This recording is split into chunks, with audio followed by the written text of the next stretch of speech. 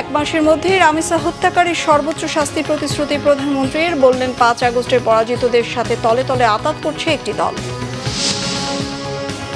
রামিসা হত্যা মামলার চার্জশিট দেওয়া হতে পারে আজ, ডিএনএ রিপোর্ট হস্তান্তর করেছে সিআইডি। দ্রুত বিচার নিয়ে আশা নিরাশায় রামিসার বাবা। হামে আরও ১৩ শিশুর মৃত্যু, একদিনে সর্বোচ্চ ২১৩২ জন আক্রান্তের রেকর্ড। কুষ্টিয়া, যশোর ও জয়পুরহাট সহ ৫ জেলায় সড়কে ঝরল ১৫ প্রাণ। বন্ধ কারখানা খুলতে ৬০,০০০ কোটি টাকার তহবিল ঘোষণা, পাচার হওয়া ৫ লাখ কোটি টাকা আদায়ের আশা দেখছেন না গভর্নর।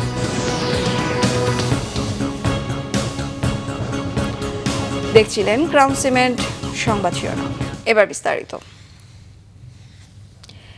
এক মাসের মধ্যে রামিসা হত্যার সর্বোচ্চ শাস্তি নিশ্চিতের আশ্বাস দিয়েছেন প্রধানমন্ত্রী তারেক রহমান। তার সরকার আইনের শাসন ও ন্যায় বিচার প্রতিষ্ঠায় প্রতিশ্রুতিবদ্ধ বলে উল্লেখ করেন তিনি। গতকাল বিকেলে ময়মনসিংহে ত্রিশালে জাতীয় কবি কাজী নজরুল ইসলামের ১২৭তম জন্মবার্ষিকী উপলক্ষে ৩ দিনের অনুষ্ঠান উদ্বোধন শেষে তিনি কথা বলেন। প্রায় ২ দশক পর ত্রিশালে জাতীয়ভাবে কাজী নজরুল ইসলামের জন্মোৎসব উদযাপিত হচ্ছে। জাতীয় কবিকে স্মরণ করে প্রধানমন্ত্রী বলেন, নজরুল ইসলাম মানেই বাংলা সাহিত্যে নতুন এক ভোরের উদয়, মেহনতি মানুষের কল্যাণ আর অসাম্প্রদায়িক বিশ্ব মানবতার অনন্য ফেরিওয়ালা। এই মহাকবি বাংলাদেশের আবহমানকালে সংস্কৃতির চির যৌবনের প্রতীক, যিনি বাংলাদেশের মানুষের হৃদয়ে চিরজাগ্রত থাকবেন। আগামী ১ বছর সময়কে নজরুল বর্ষ ঘোষণা করেন প্রধানমন্ত্রী তারেক রহমান। গান অথবা ভজন, প্রেম, প্রকৃতি কিংবা মানবিক মূল্যবোধ ঢাকার মিরপুরে একটি নিষ্পাপ মেয়ের নির্মম মৃত্যুর মাধ্যমে মানুষের মানবিক মূল্যবোধের চূড়ান্ত অবক্ষয়ের চূড়ান্ত প্রমাণ মিলেছে।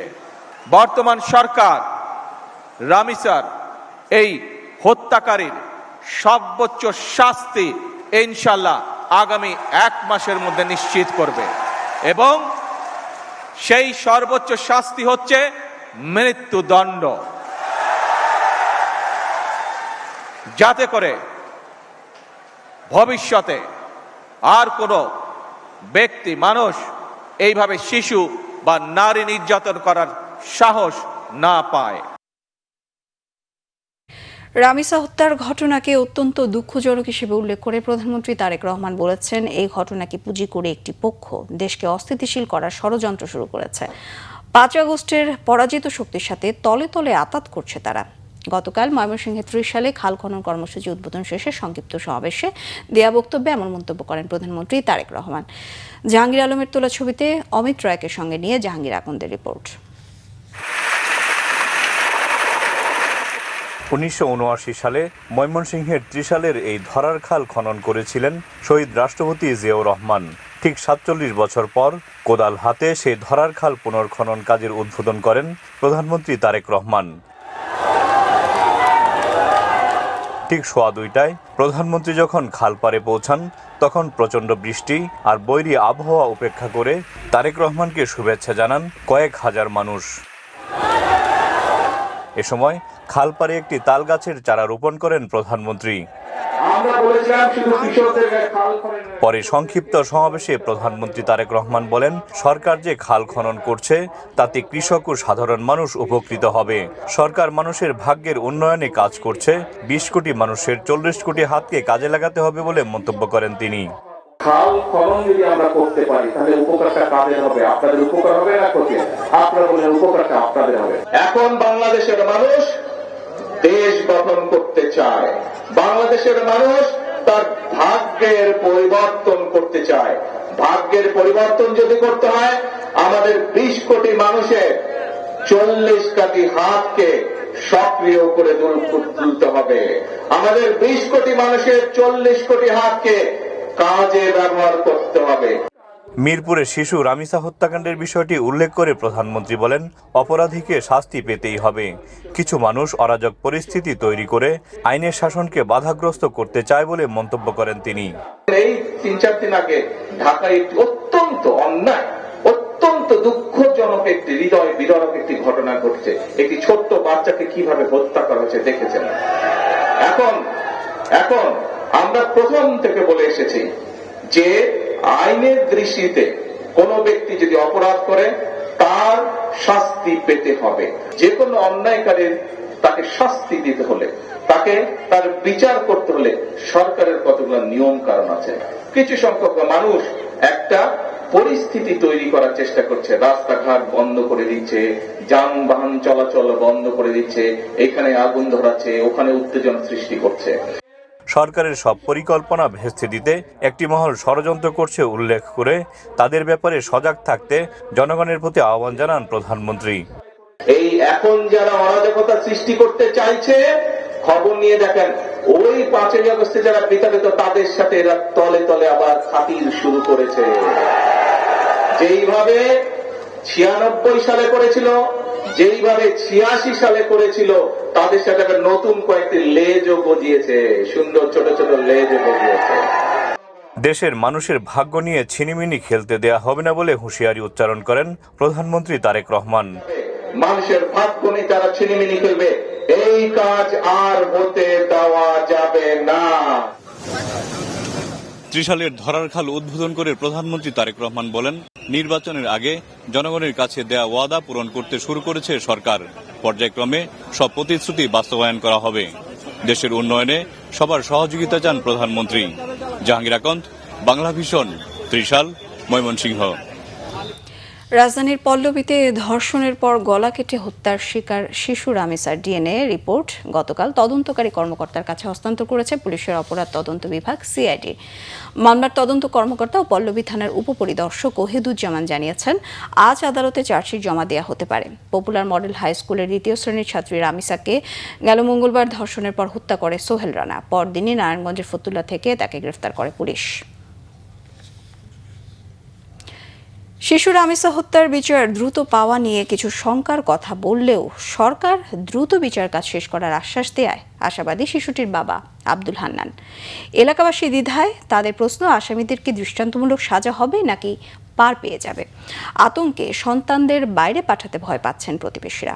ধর্ষণের শাস্তি মৃত্যুদণ্ড দ্রুততম সময়ের মধ্যে বাস্তবায়নের দাবি বিক্ষুব্ধদের। বিস্তারিত জানাচ্ছেন জিয়া খান।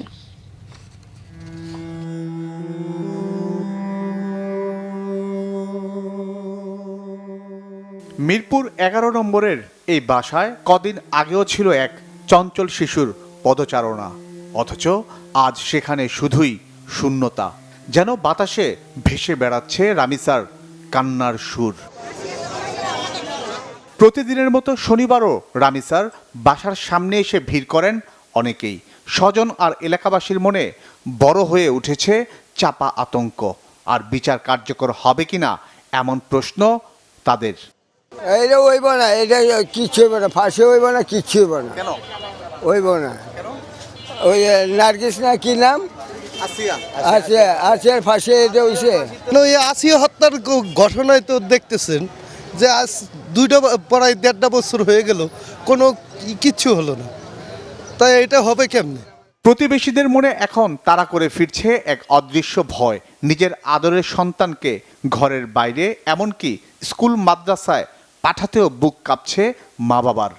আমাদের তো ছোট ছোট বাচ্চা আছে, আমার নাতিন আছে, আমার মেয়ে বিয়া দিয়ে দিছে, আমার নাতিন আছে। এখন আমার নাতিনটা আমি কিভাবে করে চেপে রাখবো, কি করবো, এটা তো আমরা পাই না, কুল পাই না। হাহাকার কাটেনি রামিসার নিজের ঘরেও। মানে আমার বড় মেয়ে ওর চাচার বাসার ওখানে একটা টেইলারে যাওয়ার চেষ্টা করছে, ও আর পিছে যাবে, তো ও আবার ওকে না নিয়ে নিচে নেমে গেছে। তো ওর মা ও পাশে খাচ্ছে, ওকে স্কুলে পাঠাবে, তো মনে করছে ওর সাথেই গেছে। যখন দেখে যে ও একা আসতেছে, তখন জিজ্ঞেস করছে রামিসা কোথায়। আর রামিসার যে দরজা খোলা ছিল, এখান থেকে এখানে ওকে নিতে 1 মিনিটের বেশি সময় তো প্রয়োজন পড়ে না। এখন এই দরজা থেকে এই দরজার মাঝখানে কি পাহারা বসানো সম্ভব? ধর্ষণ আইনের পরিবর্তন চান এলাকাবাসী। কালকে যেন নতুন একটা আইন পাশ করে যে আমাদের দেশে সৌদি আরবের মতো অন্য দেশে যে ধর্ষক কিংবা যারা খুনি, তাদের ফাঁসি 1 ঘন্টা কি 24 ঘন্টার মধ্যে হয়ে যায়। এরকম আইন না থাকে, বর্তমানে এরকম আইন করতে হবে যে শিশু হত্যার সাথে যে জড়িত থাকবে তার সাথে সাথে ফাঁসি হবে। রামিসা হত্যার পর থেকেই এক অজানা আতঙ্কের মধ্যে আছেন এলাকাবাসী। জিয়া খান, বাংলা ভিশন, ঢাকা। থামছে না হামের প্রকোপ। 24 ঘন্টায় সারা দেশে হাম ও হামের উপসর্গ নিয়ে আরও 13 শিশুর মৃত্যু হয়েছে। এর মধ্যে 3 জন হামে এবং বাকি 12 জনের মৃত্যু হয়েছে হাম উপসর্গে। একই সঙ্গে একদিনে সর্বোচ্চ 2132 জন হাসপাতালে ভর্তি হয়েছে। সংক্রমণ এড়াতে সতর্ক ও সচেতন থাকার পাশাপাশি আতঙ্কিত না হয়ে হাসপাতালে যাওয়ার পরামর্শ চিকিৎসকদের। আরও জানাচ্ছেন শুভ মাহফুজ। জ্বর, ঠান্ডা, কাশি, সাথে শরীর জুড়ে লালচে দানা, এমন উপসর্গ নিয়ে হাসপাতালের বিছানায় শত শত শিশু। স্বাস্থ্য অধিদপ্তরের তথ্য অনুযায়ী গত 15 মার্চের পর থেকে এ পর্যন্ত হাম ও হামের উপসর্গ নিয়ে মৃত্যু হয়েছে 512 জনের। রাজধানীর মুগদা হাসপাতালে হাম আক্রান্ত হয়ে চিকিৎসা নিচ্ছে 69 জন শিশু। আক্রান্তদের বেশিরভাগের বয়স 1 বছরের কম।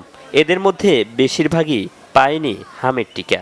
প্রথম জ্বর আনছিল, হেয়ার পর কাশ, হেয়ার পরে নাকমে অ্যালার্জির মতন হচ্ছিল, হেয়ার পরে হামড়ছে মতনই মেডিকেল নিয়েছি। জ্বর, ঠান্ডা, কাশি ছিল, এর জন্য পরে নিয়ে আসছি। বাচ্চার প্রথমে জ্বর হয়েছে, জ্বর হয়ে তারপরে র্যাশগুলো ভাসান দিয়েছে, ভাসান দেওয়ার পরে আস্তে আস্তে বাড়তেছে, মানে অতিরিক্ত জ্বর, তারপরে র্যাশ, ঠান্ডা, কাশি।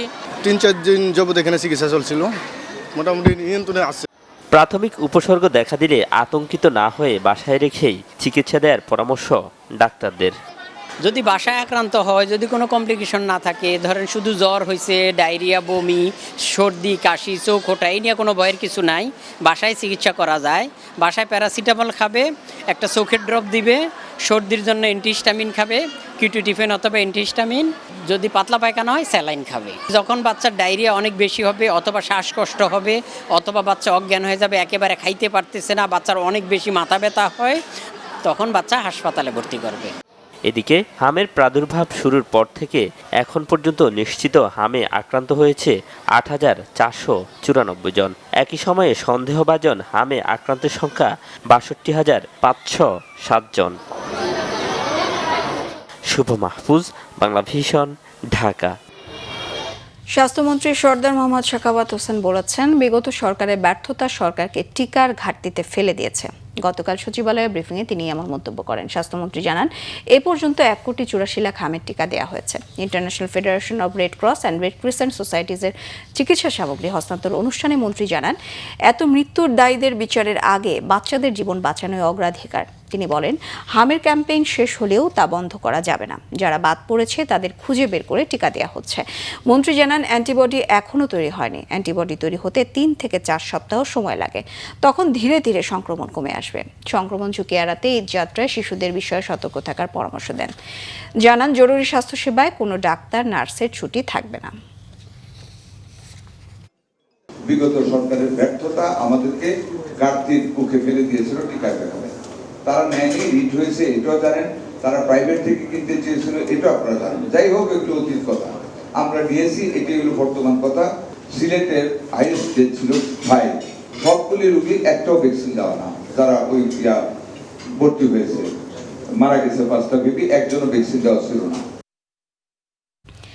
কুষ্টিয়া, যশোর, চট্টগ্রাম, জয়পুরহাট ও দিনাজপুর এই 5 জেলায় শনিবার সড়ক দুর্ঘটনায় 15 জন নিহত হয়েছেন। গতকাল কুষ্টিয়ার খোকসা বালু এলাকায় বালুবোঝাই ট্রাক ও বাসের মুখোমুখি সংঘর্ষে 5 জন নিহত হন।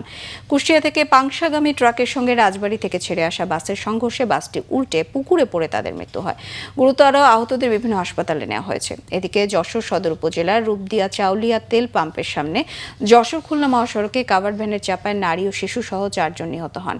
এ ঘটনায় গুরুতর আহত হয়েছেন আরও 1 জন। এছাড়া শনিবার দুপুরে চট্টগ্রামের পটিয়ার আনসার ক্যাম্প এলাকায় বাস চাপায় নিহত হন 2 মোটরসাইকেল আরোহী মোহাম্মদ তাজলিম ও শাহাদাত হোসেন সামি।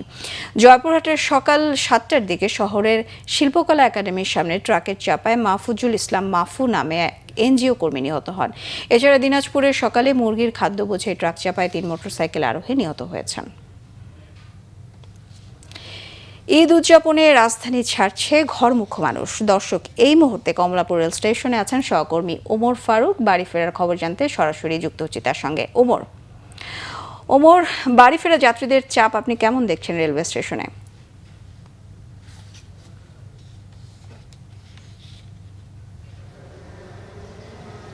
আমরা এই মুহূর্তে রয়েছি কমলাপুর রেল স্টেশনে। আপনারা জানেন যে আসলে আজকে থেকেই কিন্তু শুরু হচ্ছে ঈদুল আজহার যেই ছুটি সেটি। তবে এই মুহূর্তে যদি বলি, আমরা দেখেছি যে আসলে যাত্রীর যে চাপ সেটি কিন্তু অনেকাংশে কম রয়েছে, কারণ আমরা জানি যে আসলে যেহেতু আজকে এখনও পর্যন্ত সরকারি বেসরকারি যে অফিসগুলো রয়েছে সেগুলো কিন্তু কার্যক্রম চলমান রয়েছে। হয়তোবা সেটি বিকালের বেলা গড়াবার সাথে সাথে সেই ভিড় হয়তোবা বাড়তে পারে। আমরা দেখেছি যে আসলে যে রেল স্টেশনের যে প্রবেশদ্বার সেখানে কিন্তু আসলে যাত্রীদেরকে টিকিট চেকের মাধ্যমে কিন্তু এখানে প্রবেশ করতে দেওয়া হচ্ছে। একই সাথে আমরা দেখতে পাচ্ছি যে আসলে যে কোনো ধরনের অপ্রীতিকর ঘটনা এড়াতে যে কর্তৃপক্ষ রয়েছে তারা কিন্তু সতর্ক অবস্থানে রয়েছে। আমরা দেখেছি যে আসলে ঈদকে কেন্দ্র করে, ঈদুল আজহাকে কেন্দ্র করে 10 জোড়া স্পেশাল ট্রেন চলার কথা রয়েছে, যেটি কিন্তু আজকে থেকেই কার্যকর হবে বলে আমাদেরকে জানিয়েছে কর্তৃপক্ষ। আমি যদি বলি, আসলে সকাল থেকে বেশ কয়েকটি ট্রেন গন্তব্যের দিকে রওনা হয়েছে এবং যদি বলি এবং বেশ কিছু কিন্তু দুইটি ট্রেনের ফলাফল দুঃখিত, দুইটি ট্রেনের যে শিডিউল সেটি বিপর্যয় হয়েছে। একটি হচ্ছে নীলসাগর এক্সপ্রেস যেটি যাবে চিলাহাটি, সেটি কিন্তু আসলে প্রায় 40 মিনিটের মতো বিলম্ব হয়েছে। আরেকটি হচ্ছে পারাবাত, সেটি প্রায় 15 মিনিটের মতো বিলম্ব হয়েছে। তবে এছাড়া যদি অন্যান্য যেগুলো রয়েছে সেগুলো কিন্তু আসলে যত সময় কিন্তু ছেড়ে যাচ্ছে স্টেশন থেকে, এমনটি আমরা দেখতে পেয়েছি। তো এই ছিল আমার কাছে কমলাপুর রেল স্টেশন থেকে সবশেষ। ওমর, ধন্যবাদ আপনাকে। দর্শক, কমলাপুর রেলওয়ে স্টেশন থেকে যুক্ত হয়েছিলেন সহকর্মী ওমর ফারুক। বন্ধ কারখানা চালু করতে 60,000 কোটি টাকার বিশেষ প্রণোদনা তহবিল ঘোষণা করেছে বাংলাদেশ ব্যাংক। এর ফলে 25 লাখ নতুন কর্মসংস্থান তৈরি হবে এমন আশা করছেন কেন্দ্রীয় ব্যাংকের গভর্নর মোহাম্মদ মোস্তাকুর রহমান।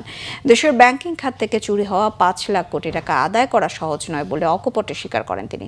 জিয়াউল হক সবুজের রিপোর্ট। ব্যাংক ঋণের উচ্চ সুদহার, গ্যাস বিদ্যুতের সংকট এবং আর্থিক টানাপোড়েনে বিভিন্ন সময়ে বন্ধ হয়ে গেছে শত শত কলকারখানা।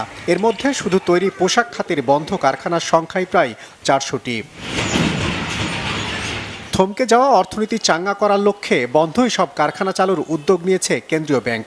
1 কোটি নতুন কর্মসংস্থান তৈরিতে বিএনপি সরকারের নির্বাচনী প্রতিশ্রুতি বাস্তবায়নের অংশ হিসেবেই 60,000 কোটি টাকার বিশেষ প্রণোদনা তহবিল ঘোষণা করলেন গভর্নর। আমরা যে স্টিমুলাস প্যাকেজ ডিক্লেয়ার করছি 60,000 কোটি টাকার, এর মধ্যে 41,000 কোটি টাকা রিফাইন্যান্স ফান্ড আসবে। আমরা ডিটেইলে আসবো পরে। আমরা আশা করছি এর মাধ্যমে 25 লাখের বেশি কর্মসংস্থান হবে, যদি এটি সম্পূর্ণ আমরা সঠিক জায়গায় পূর্ণাঙ্গভাবে ক্রেডিটটা কাজ করে। আমরা এই স্কিমটা বাস্তবায়ন হলে এক্সপেক্টেড আউটকাম যেটা আশা করছি সেটা হচ্ছে যে আমাদের ইন্ডাস্ট্রিয়াল রিভাইভাল হবে, আমাদের প্রায় 2.5 মিলিয়ন জব ক্রিয়েশন হবে, এক্সপোর্ট রিকভারি হবে, এগ্রিকালচারাল বুস্ট হবে, রেমিটেন্স গ্রোথ বাড়বে বলে আমরা আশা করছি, স্বাভাবিকভাবে জিডিপি গ্রোথও বাড়বে। গভর্নর জানান, নতুন প্যাকেজের আওতায় 7% সুদে ঋণ পাবে বড় শিল্প, তবে ছোটদের গুনতে হবে বেশি সুদ।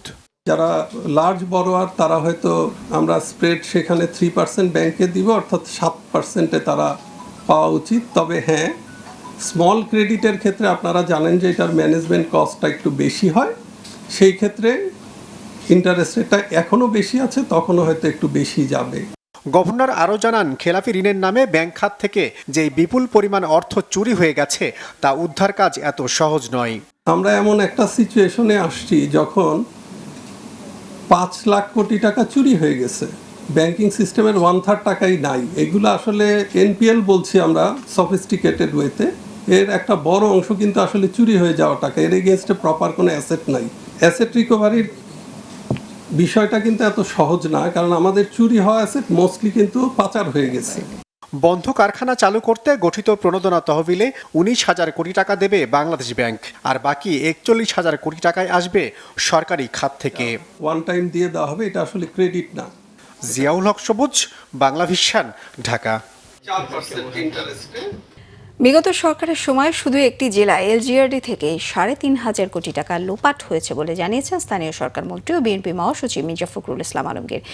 শনিবার বিকেলে ইঞ্জিনিয়ার্স ইনস্টিটিউশন আইইবির ৭৮তম প্রতিষ্ঠা বার্ষিকী উপলক্ষে প্রকৌশলীদের সংবর্ধনা অনুষ্ঠানে তিনি কথা বলেন। স্থানীয় সরকার মন্ত্রী বলেন, যে কোনো অনিয়ম ও দুর্নীতি রুখে দিতে প্রকৌশলীদের সজাগ থাকতে হবে। বিএনপি মহাসচিব আরও বলেন, স্বাধীনতার পর থেকে বারবার গণতন্ত্রের জন্য লড়াই করেছে দেশের মানুষ। জুলাই অভ্যুত্থানের পর নতুন বাংলাদেশ দেখতে চায় মানুষ। সেই নতুন বাংলাদেশ বিনির্মাণে প্রকৌশলীদের সঠিকভাবে কাজ করতে বলেন মির্জা ফখরুল ইসলাম আলমগীর। সংবাদ শেষ করব ক্রাউন সিমেন্ট শিরোনামগুলো আরও একবার জানিয়ে। 1 মাসের মধ্যেই রামিসা হত্যাকারীর সর্বোচ্চ শাস্তির প্রতিশ্রুতি প্রধানমন্ত্রীর, বললেন 5 আগস্টের পরাজিতদের সাথে তলে তলে আঁতাত করছে একটি দল। রামিসা হত্যা মামলার চার্জশিট দেওয়া হতে পারে আজ। ডিএনএ রিপোর্ট হস্তান্তর করেছে সিআইডি। দ্রুত বিচার নিয়ে আশা নিরাশায় রামিসার বাবা। হামে আরও 13 শিশুর মৃত্যু, একদিনের সর্বোচ্চ 2132 জন আক্রান্তের রেকর্ড। কুষ্টিয়া, যশোর, জয়পুরহাট সহ 5 জেলার সড়কে ঝুলল 15 প্রাণ। বন্ধ কারখানা খুলতে 60,000 কোটি টাকার তহবিল ঘোষণা। পাচার হওয়া 5 লাখ কোটি টাকা আদায়ের আশা দেখছেন না গভর্নর।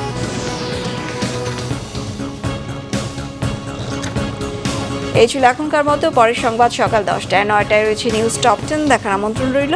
এছাড়া বাংলাদেশের সংবাদ ও সংবাদ সংশ্লিষ্ট অনুষ্ঠান দেখতে ভিজিট করুন www.bbnews24.com ও facebook.com/banglavisionnews। সাবস্ক্রাইব করুন youtube.com/banglavisionnews। সঙ্গে থাকায় ধন্যবাদ সবাইকে।